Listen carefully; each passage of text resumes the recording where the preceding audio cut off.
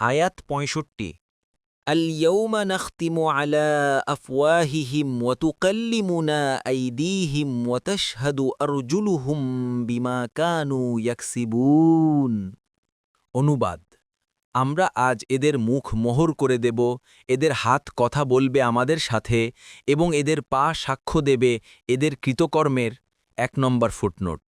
১ নম্বর ফুটনোটের বিবরণ: হাসরে হিসাব নিকাশের জন্য উপস্থিতির সময় প্রথমে প্রত্যেকেই যা ইচ্ছা ওজোর বর্ণনা করার স্বাধীনতা পাবে। মুশরিকেরা সেখানে কসম করে কুফর ও শির্ক অস্বীকার করবে। তারা বলবে, আল্লাহর শপথ, আমরা মুশরিক ছিলাম না। সূরা আল আনআম ২৩। তাদের কেউ বলবে, আমাদের আমলনামায় ফেরেশতা যা কিছু লিখেছে আমরা তা থেকে মুক্ত। তখন তাদের মুখে মোহর এঁটে দেবেন, যাতে তারা কিছুই বলতে না পারে। অতঃপর তাদের হাত, পা ও অঙ্গপ্রত্যঙ্গকে রাজসাক্ষ্য করে কথা বলার যোগ্যতা দান করা হবে। তারা কাফেরদের যাবতীয় কার্যকলাপের সাক্ষ্য দেবে। আলোচ্য আয়াতে হাত ও পায়ের কথা উল্লেখিত হয়েছে।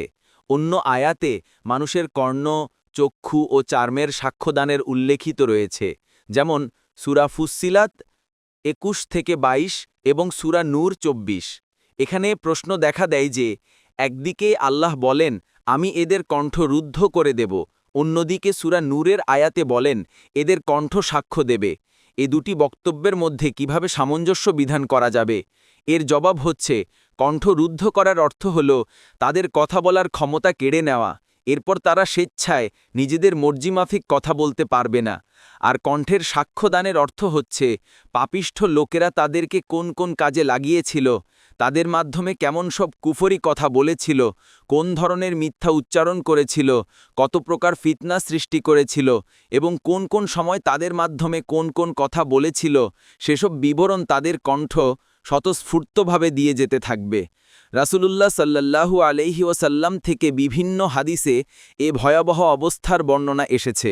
আনাস রাদিয়াল্লাহু আনহু বলেন, আমরা একবার রাসূলুল্লাহ সাল্লাল্লাহু আলাইহি ওয়াসাল্লামের কাছে ছিলাম।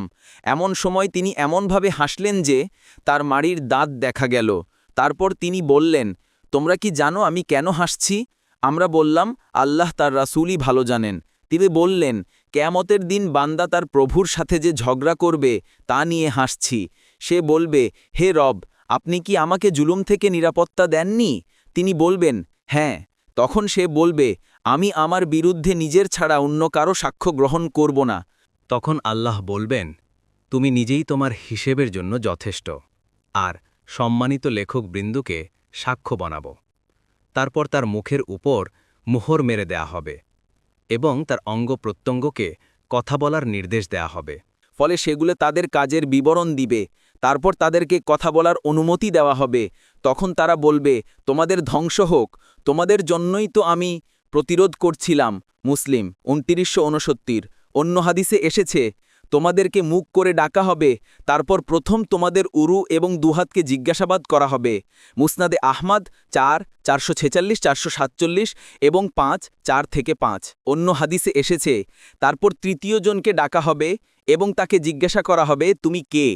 সে বলবে, আমি আপনার বান্দা, আপনার প্রতি ঈমান এনেছি এবং আপনার নবী ও কিতাবাদির প্রতিও, এবং আপনার জন্য সালাত, সাওম, সাদাকা ইত্যাদি ভালো কাজের প্রশংসা করে তা আদায় করার দাবি করবে। তখন তাকে বলা হবে, আমরা কি তোমার জন্য আমাদের সাক্ষীকে উপস্থাপন করব না? তখন সে চিন্তা করবে যে এমন কে আছে যে তার বিরুদ্ধে সাক্ষ্য দেয়। আর তখনই তার মুখের ওপর মোহর এঁটে দেওয়া হবে এবং তার উরুকে বলা হবে, কথা বলো। তখন তার উরু, মাংস, হাড় যা করেছে তার সাক্ষ্য দিবে। আর এটাই হলো মুনাফিক। এটা এজন্যই যাতে তিনি অর্থাৎ আল্লাহ নিজের ওজর পেশ করতে পারেন এবং তার উপরই আল্লাহ অসন্তুষ্ট। মুসলিম ২৯৬৮।